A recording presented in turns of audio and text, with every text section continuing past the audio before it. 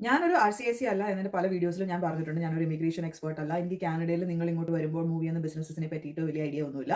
പക്ഷേ ഞാനൊരു fraud analyst ആയിട്ട് വർക്ക് ചെയ്തിട്ടുണ്ടായിരുന്നു. അപ്പോൾ സ്കാമേഴ്സിനെ എങ്ങനെ തിരിച്ചറിയാം എന്നുള്ളതിനെ പറ്റിയിട്ട് എനിക്ക് കുറച്ച് അറിവുണ്ട്. അപ്പോൾ അത് നിങ്ങൾക്ക് പറഞ്ഞു തരാമെന്ന് ഞാൻ വിചാരിച്ചു. ആദ്യമേ നിങ്ങൾക്ക് ഒരു ഓഫർ ലെറ്റർ വന്നു കഴിഞ്ഞാൽ നിങ്ങൾ ചെക്ക് ചെയ്യേണ്ടതെന്ന് വെച്ചിട്ടുണ്ടെങ്കിൽ ഏത് ഇമെയിൽ അഡ്രസ്സിൽ നിന്നാണ് നിങ്ങൾക്ക് ഈ ഇമെയിൽ വന്നിരിക്കുന്നത്.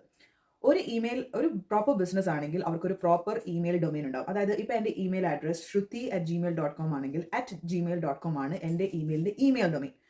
അതുപോലെ കമ്പനീസിന്റെ ഇമെയിൽ ഡൊമെയിൻസ് ഇപ്പോൾ ഞാൻ വർക്ക് ചെയ്തപ്പോൾ ആക്സെഞ്ചറിൽ വർക്ക് ചെയ്തപ്പോൾ എൻ്റെ accenture.com ആയിരുന്നു. അപ്പോൾ നിങ്ങൾക്ക് ഏത് ബിസിനസ്സിൽ നിന്നാണ് വരുന്നത് ആ ബിസിനസിന്റെ പേരും +.co അല്ലെങ്കിൽ .comോ ഉണ്ടെങ്കിൽ അത് ഇത്തിരിയും കൂടെ ഒത്തന്റിക് ആയി. അതുപോലെ തന്നെ നമുക്ക് ഇമെയിൽ ഡൊമെയിൻ എന്നാണ് ക്രിയേറ്റ് ചെയ്തതെന്ന് നോക്കാൻ പറ്റും. അത് ചെക്ക് ചെയ്യാൻ പറ്റുമെന്ന് വെച്ചിട്ടുണ്ടെങ്കിൽ നിങ്ങളിപ്പോൾ ഈ ഗൂഗിളിൽ അവരുടെ ഇമെയിൽ ഡൊമെയിൻ പേസ്റ്റ് ചെയ്യുക, എന്നിട്ട് ഇമെയിൽ ഡൊമെയിൻ ഏജ് അയച്ചു കൊടുക്കുക. കുറേ ഫ്രീ വെബ്സൈറ്റ് ഉണ്ട്.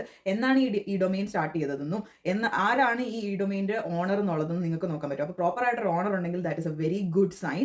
ഓൾസോ ഇത്തിരി പഴയ ഡൊമെയിൻ ആണെങ്കിൽ അത് കുറച്ചും കൂടെ വാലിഡ് ആണ്. പിന്നെ നിങ്ങൾ ചെക്ക് ചെയ്യേണ്ട വെബ്സൈറ്റ്, ഈ സെയിം ഇമെയിൽ ഡൊമെയിൻ വെച്ചിട്ട് അവർക്ക് ഒരു വെബ്സൈറ്റ് ഉണ്ടോ എന്ന് നോക്കുക. ആ വെബ്സൈറ്റിന്റെ ഒത്തന്റിസിറ്റി ചെക്ക് ചെയ്യുക. അല്ലെങ്കിൽ നിങ്ങൾക്ക് ബിസിനസിന്റെ അഡ്രസ് ഉണ്ടെങ്കിൽ ആ അഡ്രസ് ഗൂഗിൾ മാപ്പിൽ ഇട്ടിട്ട് ആ മാപ്പ് വഴി സാറ്റലൈറ്റ് ഇമേജ് നോക്കുക. അവിടെ അങ്ങനെ ഒരു ഓഫീസ് ഉണ്ടോ, അത് വല്ലോ ചില സമയത്ത് ഞാൻ ശ്രദ്ധിച്ചതെന്ന് വെച്ചിട്ടുണ്ടെങ്കിൽ ഒരു അഡ്രസ് ഉണ്ടായിരിക്കും, പക്ഷേ ഒരു യൂണിറ്റ് നമ്പർ ഉണ്ടാവില്ല. ഈ യൂണിറ്റ് നമ്പർ ഉണ്ടാവണം ഒരു അഡ്രസ്സിൽ.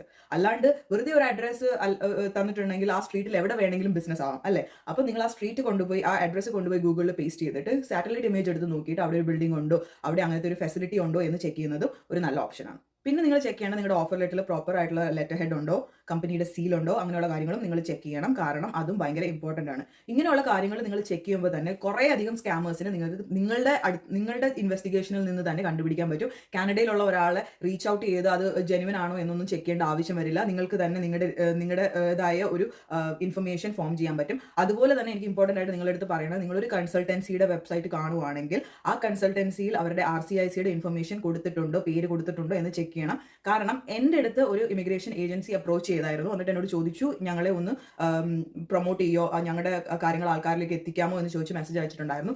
ഞാൻ അവരുടെ വെബ്സൈറ്റ് ആണ് ഫസ്റ്റ് എടുത്ത് നോക്കി. അതിൽ അവർ RCICനെ പറ്റി ലിസ്റ്റ് കൊടുത്തിട്ടില്ല, അവരുടെ RCIC ആരാന്ന് അതിനകത്ത് കൊടുത്തിട്ടില്ല. അതുകൊണ്ട് ഞാൻ അവരെ എൻഡോസ് ചെയ്തിട്ടില്ല. ജെനുവിൻ ആയിട്ടുള്ള കൺസൾട്ടൻസി ആണെങ്കിൽ അവർക്ക് അവരുടെ RCICയുടെ നെയിം ലിസ്റ്റ് ചെയ്യണതിന് പ്രശ്നം ഉണ്ടാവരുതല്ലോ.